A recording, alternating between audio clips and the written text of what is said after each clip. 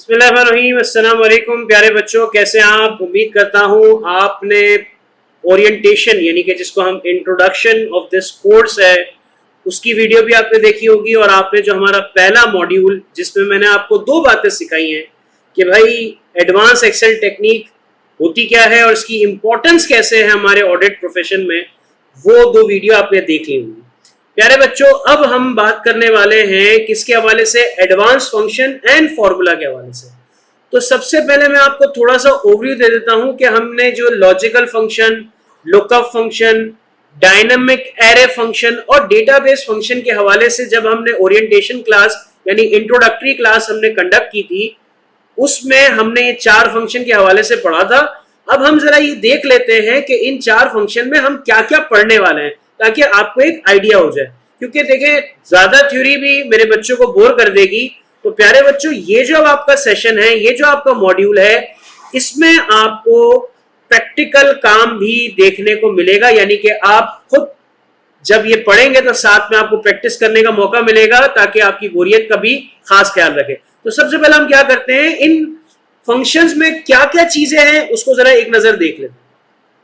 प्यारे बच्चों, अगर आप नोट करें तो लॉजिकल फंक्शन के अंदर हम 7 तरह के फंक्शंस के बारे में पढ़ेंगे।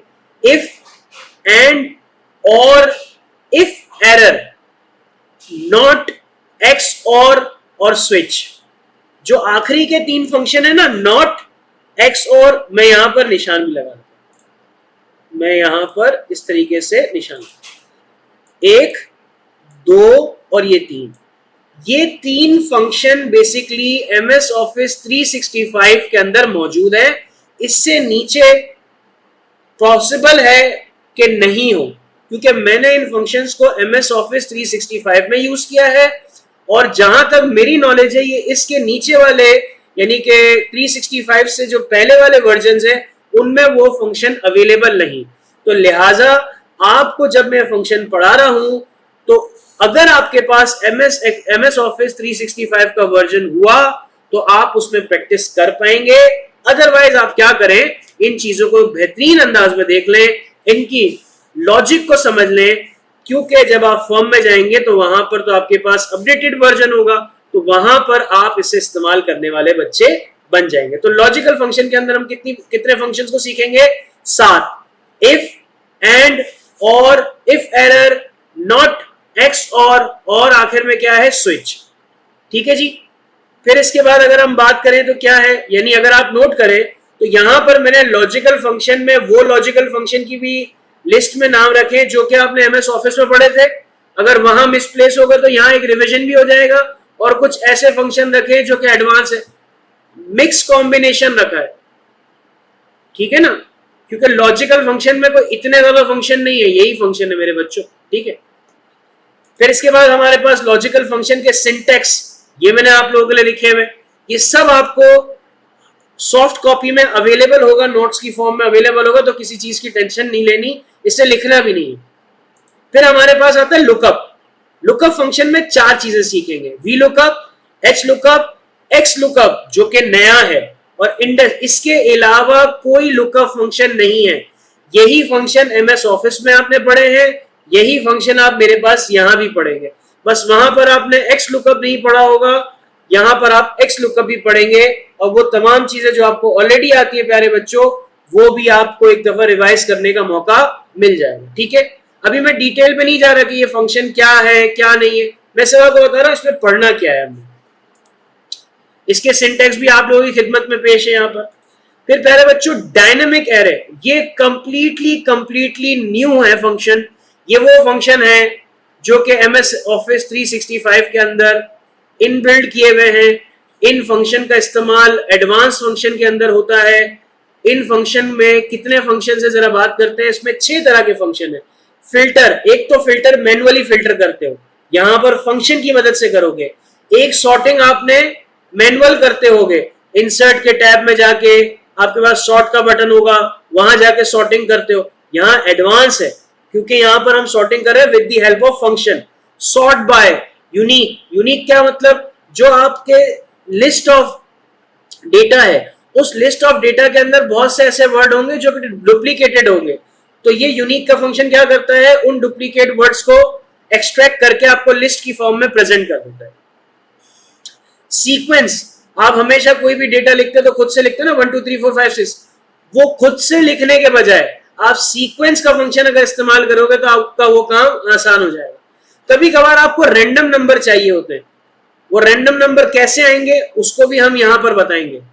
तो आपने 3 फंक्शन देखे, दिखाना मकसद था, अब एक एक करके समझना बाकी है। आखिरी हमारा क्या है, इसका भी सिंटैक्स आपकी खिदमत में।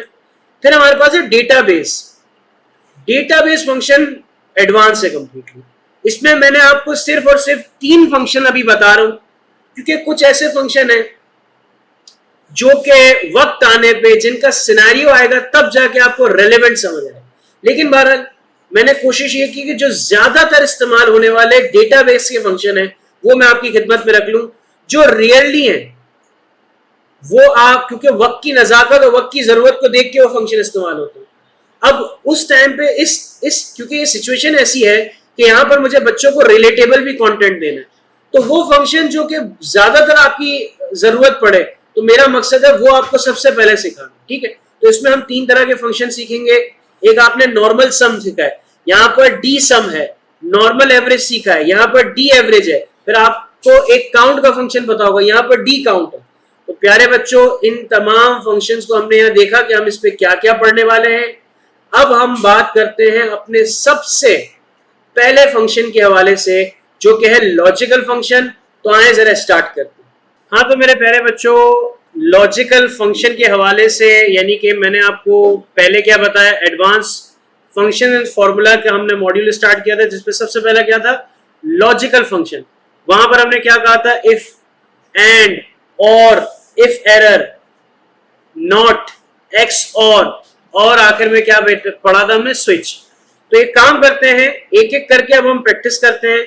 सर ये फाइल हमें कहां से मिलेगी, पोर्टल पे अवेलेबल है, वहां से डाउनलोड कर लो। अगर वहां से डाउनलोड नहीं होगी मुझे मैसेज कर देना, मैं अपने बच्चों को सेंड कर दूंगा।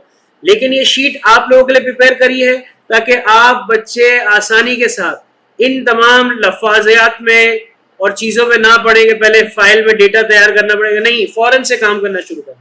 सबसे पहले हम बात करते हैं इफ के फंक्शन की। इफ का फंक्शन क्या है, उर्दू में कहते हैं इफ को अगर। तो मेरी लॉजिक क्या है कि मेरे पास बच्चों की परसेंटेज आई है, और बच्चों की परसेंटेज आई है और मुझे कहा जा रहा है कि भाई अगर किसी के नंबर 30% से कम होंगे, जिस बच्चे के नंबर 30% से कम होंगे, तो आपने क्या करना है, आपने उसको फेल कंसिडर करना है। और जिस बच्चे के परसेंटेज 30 या 30 से ज्यादा होगी, तो आपने उसको क्या कंसिडर करना है, पास कंसिडर करना है। रिपीट कर दूं एक और दफा, सुनिएगा बड़े गौर से। कंडीशन यह है, अगर आपका स्टूडेंट 30 से नीचे है तो क्या कंसिडर होगा, फेल। 30 या 30 से ज्यादा है तो क्या कंसिडर होगा, पास। आए जी, इक्वल्स टू, कभी भी कोई फंक्शन अप्लाई करेंगे क्या लिखेंगे, सबसे पहले इक्वल्स टू। इक्वल्स टू लगाने के बाद मैं लिखता हूं इफ। इफ लगाए, अब सबसे पहली लॉजिक क्या करनी है कि अगर ये वाली चीज, ये वाला सेल इक्वल है किससे, greater than equals to, greater than equals to किससे, अगर ये वाला सेल, अगर मैं इसको इस तरह कर दूं, ग्रेटर देन इक्वल्स टू अगर है, ग्रेटर देन इक्वल्स टू है किससे, 30% से, 30% से। ये मैंने 30% के लिए परसेंट का निशान भी लगा। अगर C3 में जो परसेंटेज निकली है वो 30 या 30 से ज्यादा है, तो आप क्या लिख दो, पास, माजरत, पास लिख दो। और अगर वो उसके नंबर 30 से नीचे हुए, यानी 30% से नीचे हुए, उसको क्या लिख दो, फेल। लेकिन हम यहाँ क्या लिखते हैं, आज पिटाई होगी। एक ऐसा मैसेज जो बच्चे को समझ भी आए कि 30 से कम परसेंटेज आई है तो उसकी पिटाई होने वाली है। एंटर करके देखते हैं क्या इस बच्चे की पिटाई होगी कि नहीं होगी, तो भाई इस बच्चे की तो पिटाई नहीं होगी। अब अगर मैं यही फॉर्मूला दूसरे सेल पे अप्लाई करना चाहूं तो सिंपली क्या करूंगा, कॉपी, सारे एम्प्टी सेल को सेलेक्ट किया जहां जहां मैं फॉर्मूला लगाना चाहता हूं, एंटर प्रेस किया, तो मुझे पता चला कि मेरे 5 स्टूडेंट्स में से 2 स्टूडेंट हैं, एक का नाम है हमजा, एक का नाम है ईमान, जिसमें से दोनों बच्चों की आज पिटाई होने वाली है क्योंकि उनके मार्क्स कितने हैं, 30 से भी कम है। इफ का फंक्शन समझ आ गया बच्चों? आए जरा एक और आसान, मतलब इतना आसान कि आप बोलेंगे कि sir this is not good. वो क्या है? स्विच का फंक्शन। एक मुश्किल लगा, अब थोड़ा आसान बता देता हूं। स्विच का फंक्शन क्या है? आपने भी सेम फॉलो करना है सीक्वेंस। आप कहते हो यार अब्दुल्ला की जगह लगा दो, अब्दुल्ला का नाम नहीं है, अब्दुल्ला की जगह लगा दो अब्दुल रहमान। यानी कि मेरे पास एक नाम की लिस्ट आई और उस लिस्ट में मेरे को बोला कि भाई जो अब्दुल रहमान है ना, अब्दुल्ला है, उसके नाम की जगह लिख दो अब्दुल रहमान, हारून के नाम की जगह लिख दो हारून खान, और इस्माइल के नाम की जगह लिख दो मोहम्मद इस्माइल, और फहद के नाम को चेंज नहीं होने दो। रिपीट कर रहा हूं, बड़े गौर से सुनना। मेरे पास लिस्ट आई 4 नामों की। बोला यार ये जो अब्दुल्ला लिखा है उसको अब्दुल रहमान कर दो। मैं कहा ठीक है सर मैं कर दूंगा। जहां हारून लिखा है उसको हारून खान कर दो। मैं कहा मैं कर दूंगा सर। इस्माइल लिखा है उसको मोहम्मद इस्माइल कर दो। मैं कहा मैं कर दूंगा। और फहद लिखा है उसको कुछ भी ना करो। तो अब एक बच्चे को अगर फंक्शन नहीं आता होगा तो वह क्या करेगा? मैनुअली काम करना शुरू कर देगा। भाई ये चीज करनी होती तो इस कोर्स का पार्ट क्यों बनते?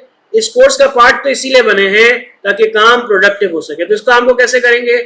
इक्वल्स टू स्विच, स्विच लगा दिया। अब इस फंक्शन को हमने क्या करना है? इक्वल टू करेंगे। एक्सप्रेशन मैंने दे दिया।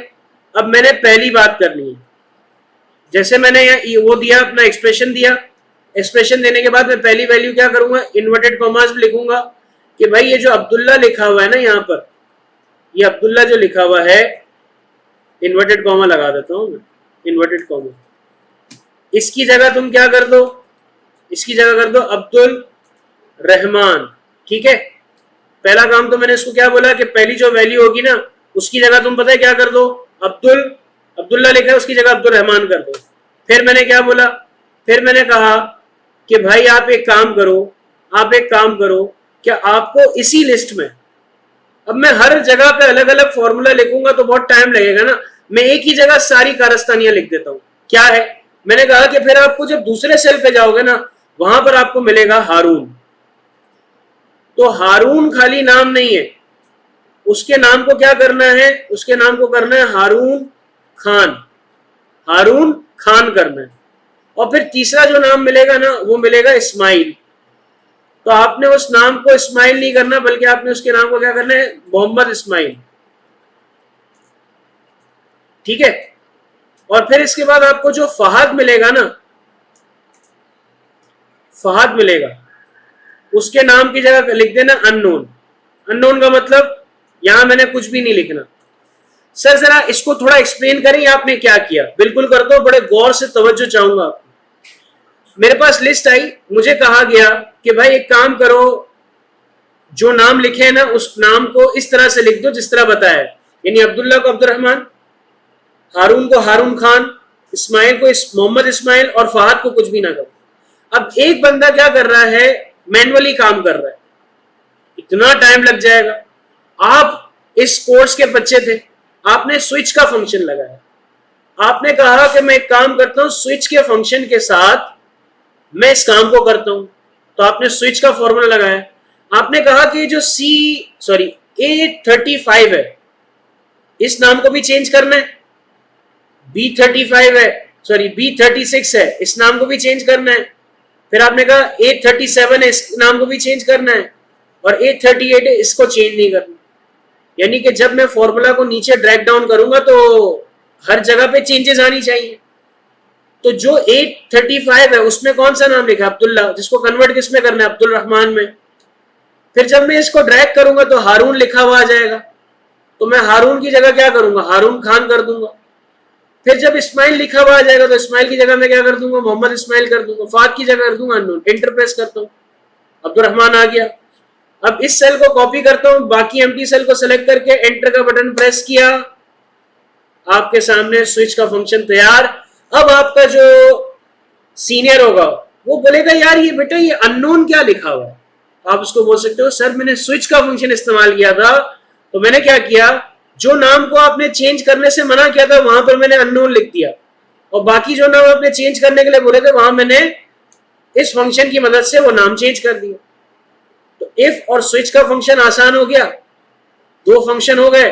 5 मिनट देता हूं मेरे बच्चे, इसकी प्रैक्टिस कर लो, फिर हम आगे मुलाकात करते हैं। एंड और और अलग है, ठीक है। आए जरा इसकी प्रैक्टिस कर ले मेरे बच्चों। हाँ तो मेरे प्यारे बच्चों, इफ और स्विच के फंक्शन को पढ़ा, फिर मैंने आपको प्रैक्टिस का टाइम दिया था कि हाथों हाथ प्रैक्टिस हो जाए। अब हम किस फंक्शन को पढ़ेंगे? एंड और इन दोनों का डेटा भी प्यारे बच्चों आपके लिए बनाया हुआ है। ये एंड का डेटा है बेटा, और ये आपके पास और का डेटा है। सबसे पहले हम समझते हैं एंड का मतलब क्या है। आपको दो कंडीशन दी जाए और दोनों कंडीशन को पूरा करने पे ही आप एलिजिबल होंगे। जैसे मैं आपको एक छोटी सी एग्जांपल देता हूं। आप गाड़ी चला रहे हैं, रास्ते में आपको लाइसेंस रखना भी जरूरी है, आपको CNIC रखना भी जरूरी है, और आपको हेलमेट पहनना भी जरूरी है अगर आप बाइक चला रहे हैं। और अगर आप बाइक नहीं चला रहे तो आपको सीट बेल्ट लगाना जरूरी है। यानी ये जो CNIC है ये रखना भी है, आपको जो लाइसेंस है वो रखना भी जरूरी है। गाड़ी में है तो सीट बेल्ट, और अगर आप बाइक पे हैं तो हेलमेट। यानी जो तीन चीजें हैं, ये तीन चीजें अगर आप अपने पास रखेंगे, then you are eligible to drive और राइड अ बाइक। मैं पाकिस्तान की बात नहीं कर रहा, पाकिस्तान में तो आपको पता है। तो कहने का मकसद है, दुनिया भर में उसूल है कि आपको क्या करना है, कवानीन में सारे कवानीन को फॉलो करना है, तभी आप एलिजिबल होगे। जैसे मिसाल के तौर पे आपसे कहा जाए एग्जाम हॉल में कि बेटा आपने एडमिट कार्ड भी लाना है और CNIC भी लाना है, दोनों ही जरूरी है। सिर्फ एडमिट कार्ड लाना है तो इसका मतलब ये नहीं कि CNIC भूल गए, नहीं। सिर्फ CNIC लाए, एडमिट कार्ड भूल गए, नहीं। दोनों आपने रिक्वायरमेंट को पूरी करनी है, तभी जाके आपका काम हो सकेगा, otherwise you are not allowed to sit in exam. इसी तरीके से आपके पास एक डेटा आया जिसमें आपके पास बहुत से कस्टमर्स ने आपसे कुछ ना कुछ प्रोडक्ट खरीदी है, यानी कि आपने बहुत से कस्टमर्स को चीजें सेल की है through out the period, through out the year. अब आप उनको क्या करना चाहते हो?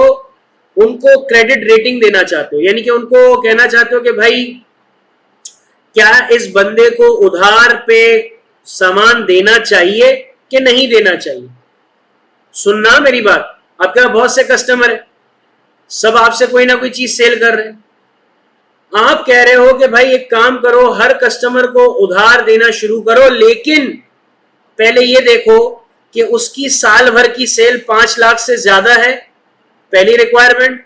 और दूसरी रिक्वायरमेंट, उसकी क्रेडिट रेटिंग 6 से ज्यादा होनी चाहिए। यानी दो क्राइटेरिया को मीट करके ही हम एक कस्टमर को क्रेडिट पीरियड दे सकते हैं, अदरवाइज हमें नहीं देना। एक चीज फुलफिल होगी तो हम नहीं करेंगे, हमें दोनों चीजों को फुलफिल करना। समझ आ रही बात? 5 लाख से ज्यादा की सेल भी हो, 5 लाख या 5 लाख से ज्यादा, और 6 या 6 से ज्यादा की क्रेडिट रेटिंग होगी, तभी एलिजिबल होगा। किसके लिए? जबरदस्त क्रेडिट पीरियड के लिए। अब हम इसको सॉल्व करते हैं और जरा देखते हैं। सबसे पहले क्या करेंगे? E equals to and logic 1। अगर ये वाला cell greater than equals to है किसके? 5 लाख के।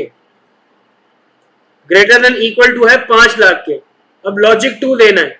लॉजिक 2 में क्या करना है? वापस से मैं इसी को सिलेक्ट करूंगा, मैं कहूंगा ग्रेटर देन इक्वल टू 6 है, ग्रेटर देन इक्वल टू 6 है। अब मैं क्या करूं? क्या लॉजिक 3 भी दे दूं? तो मैं यहां पर ब्रैकेट को कर दूंगा क्लोज, और दोनों मैंने दे दिया। अब मैंने किया फॉल्स। क्यों फॉल्स आया? क्यों फॉल्स आया? इसलिए फॉल्स आया कि सर ना कस्टमर ए की सेल 5 लाख से ज्यादा है, ना उसकी क्रेडिट रेटिंग 6 से ज्यादा है, तो फॉल्स ही आएगा। अब हम एक काम करते हैं, बाकी सेल पे ये फंक्शन अप्लाई करते हैं। तो कंट्रोल करके बाकी सेल पे मैंने एंटर प्रेस किया, तो प्यारे बच्चों मुझे ऐसे लोग पता चले। अच्छा मैं एक काम करता हूं, आपकी सहूलत के लिए जो मैंने पॉइंट्स में लिखा है ना, इसको मैं राउंड ऑफ कर देता हूं। ये मैं एक काम करता हूं, इससे मैं राउंड ऑफ, ये राउंड ऑफ कर दिया, ठीक है मेरे बच्चों, ताकि बात का मसला नहीं। क्योंकि वहां पर 6 लिखा है, यहाँ 5.5 आ रहा है, तो आपके हिसाब से तो ये फॉल्स होना चाहिए था, लेकिन राउंड ऑफ करके हमारा है, ठीक है ना। तो पहला जो कस्टमर था उसकी जो सेल है वो 5 लाख से कम है और उसकी रेटिंग भी 6 से कम है, तो एलिजिबल नहीं है। लेकिन जो हमारा कस्टमर बी है उसकी सेल 5 लाख से ज्यादा है, उसकी रेटिंग भी 5 लाख से ज्यादा है। फिर कस्टमर सी, उसकी भी जो अमाउंट है वो 5 लाख से ज्यादा और रेटिंग भी 5 लाख से ज्यादा। कस्टमर डी, फिर कस्टमर ई। अब ये जो 4 कस्टमर हैं, ये एक ऐसे कस्टमर है मेरे प्यारे बच्चों जो दोनों रिक्वायरमेंट पूरी कर रहे हैं, बाकी जो कस्टमर हैं उनमें उन्होंने क्या किया है, कोई एक रिक्वायरमेंट पूरी की है तो दूसरी रिक्वायरमेंट पूरी नहीं की, या कुछ कस्टमर ने तो दोनों रिक्वायरमेंट पूरी नहीं की, तो वो एलिजिबल ही नहीं है। तो यहां क्या आप मेरे बच्चे एंड का फंक्शन समझ गए? ठीक है, प्रैक्टिस नहीं करना, एक और फंक्शन पढ़ते हैं फिर प्रैक्टिस करते हैं मेरे बच्चों। अब हमारे पास है और का फंक्शन। और का फंक्शन क्या करता है मेरे प्यारे बच्चों? और का फंक्शन एक काम ये करता है, दोनों में से कोई एक भी रिक्वायरमेंट फिल हो गई तो आपको हम इनाम देंगे। अब वो क्या इनाम है जरा देख लेते हैं। डेटा में हमें क्या दिया गया है, मेरे बहुत से कस्टमर हैं, उनको मैंने देना है डिस्काउंट। मैं देखना चाहता हूं कि डिस्काउंट के लिए एलिजिबल कौन है, तो मैंने कंडीशन क्या लगाई कि कस्टमर को देख रहे हैं, अगर उसकी टोटल सेल 20,000 से ज्यादा है, 20,000 या 20,000 से ज्यादा है, या उसने 10 या 10 से ज्यादा प्रोडक्ट खरीदी है। जरूरत नहीं कि हर कस्टमर 20 या 20,000 से ज्यादा की प्रोडक्ट खरीदे। कोई बंदा एक प्रोडक्ट खरीदी, वही 20,000 से ज्यादा की निकली। कोई बंदा 10 प्रोडक्ट खरीद रहा है, वो टोटल 12,000 की निकल रही है। कोई बंदा 13 प्रोडक्ट खरीद रहा है, वो 12,000 की निकल रही है। कोई बंदा 14 प्रोडक्ट खरीद रहा है, वो 16,000 की निकल रही है। तो दोनों में से कोई एक कंडीशन, या तो 20 या 20,000 से बंदा सेल करे आपसे, यानी कि परचेज करे चीज, या फिर उसने 10 प्रोडक्ट खरीदी। दोनों में से कोई एक कंडीशन पूरी हो गई, उसे डिस्काउंट दे दो। आए ये फंक्शन कैसे अप्लाई करेंगे? इक्वल्स टू और टोटल बिल वो 7 में है, greater than equal to 20,000, greater than equal to 20,000 किया। फिर मैं यहाँ प्रोडक्ट वाले सेल पे आ गया जो कि है P7। अगर ये ग्रेटर देन इक्वल टू 10 है तो अब क्या आएगा, ट्रू या फॉल्स में से आएगा। तो मैंने क्या किया, एंटर प्रेस किया तो फॉल्स आया। अब जरा यही फंक्शन को बाकी सेल पे अप्लाई करते हैं। ये मेरे बच्चों में अप्लाई कर रहा हूं और एंटर प्रेस किया तो देखें, मैं हाईलाइट कर देता हूं। सबसे पहले 1,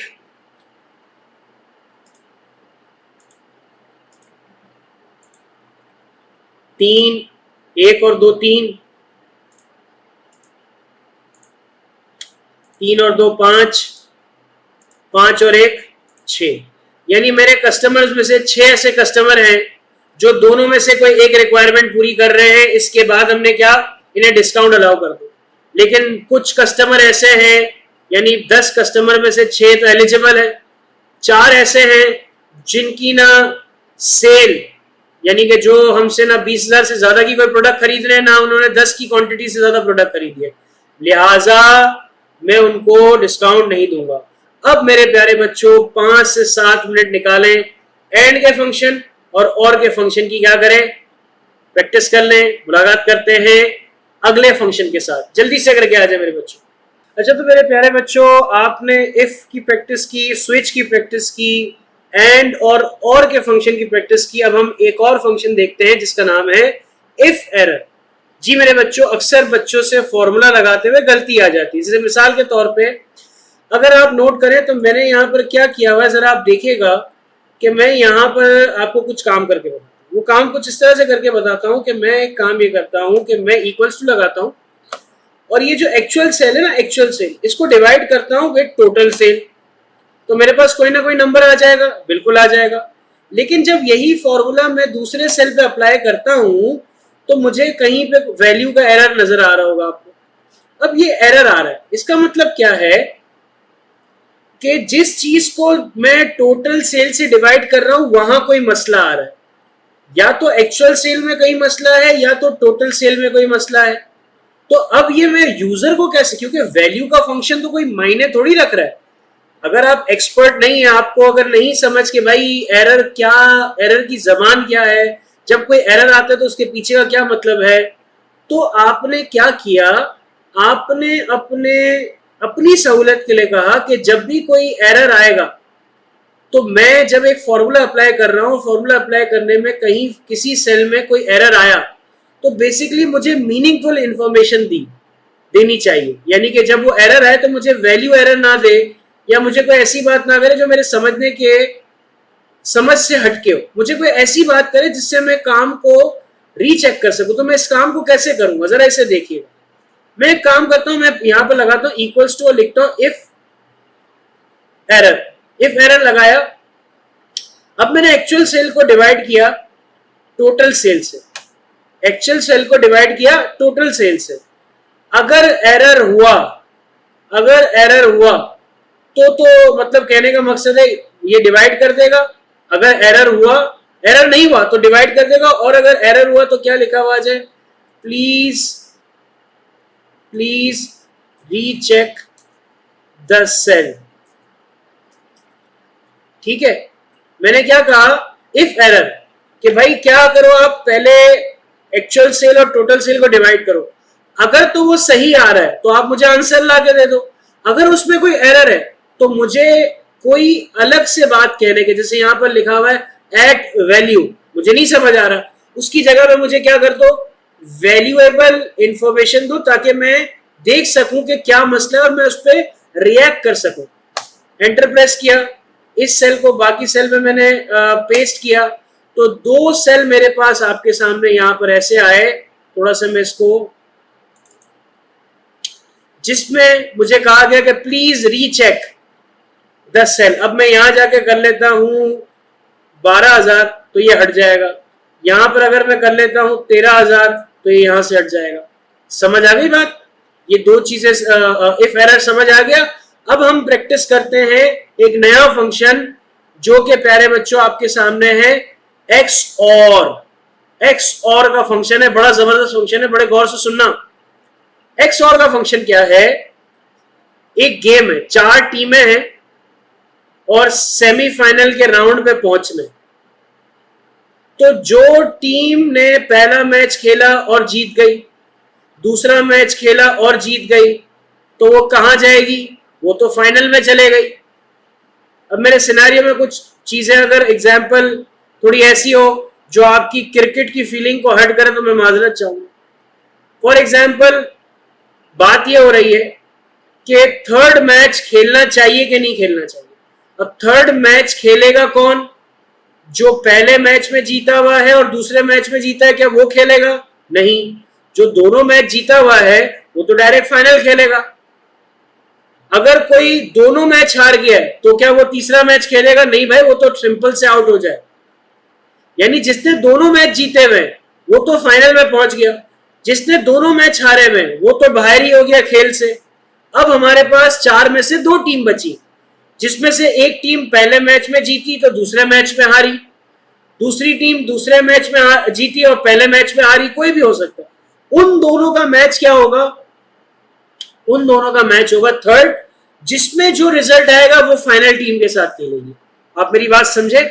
डिटेल में मजीद जाने की जरूरत तो नहीं है। आए जरा इसको फॉर्मूले और फंक्शन की मदद से हम बात करते हैं। इक्वल्स टू एक्स और पहला लॉजिक, अगर गेम 1 में आपका बंदा जीता हुआ है, ठीक है, और गेम 2 में भी आपका बंदा जीता हुआ है, ठीक है, तो वो क्या लिखा हुआ आएगा? उसको मना करेगा, भाई इसको खेलने की जरूरत ही नहीं है अगर दोनों में जीता हुआ, और अगर दोनों में आ रहा है तो भी कोई जरूरत नहीं है खेलने की, बाहर निकल भाई। अगर दोनों में से कोई एक मैच जीता हुआ है तो उसको तीसरा खेलने की जरूरत है। एंटर प्रेस करते हैं तो भाई इस एंटर को प्रेस करने के बाद कॉपी किया फंक्शन को और तमाम दूसरे सेल में अप्लाई किया, तो मुझे क्या पता चला कि 2 टीमें ऐसी हैं जिनको खेलने की जरूरत ही नहीं है। एक पहला टीम जो इसलिए नहीं खेल रही कि जिसने दोनों मैच जीते हुए, बी टीम इसलिए खेल रही है क्योंकि उसने दोनों में से एक मैच जीता है और एक मैच हारा है। टीम सी दोनों के दोनों मैच अल्लाह माफ करे ये हार चुकी है, इससे तो बाहर भगा दो भाई, इससे तो बाहर भगा दो।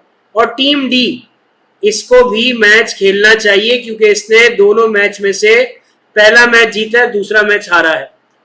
तो प्यारे बच्चों ये एक्स और का फंक्शन भी आप लोगों के लिए कितना आसान है। तो प्यारे बच्चों 5 मिनट निकालें, इफ एरर और एक्स और की प्रैक्टिस करें। फिर हमारा जो आखिरी फंक्शन है, लॉजिकल फंक्शन का आखिरी फंक्शन नॉट, उस पर बात करके हम अपने लॉजिकल फंक्शन को खत्म करते हैं। प्यारे बच्चों जल्दी से प्रैक्टिस करके आ जाएं।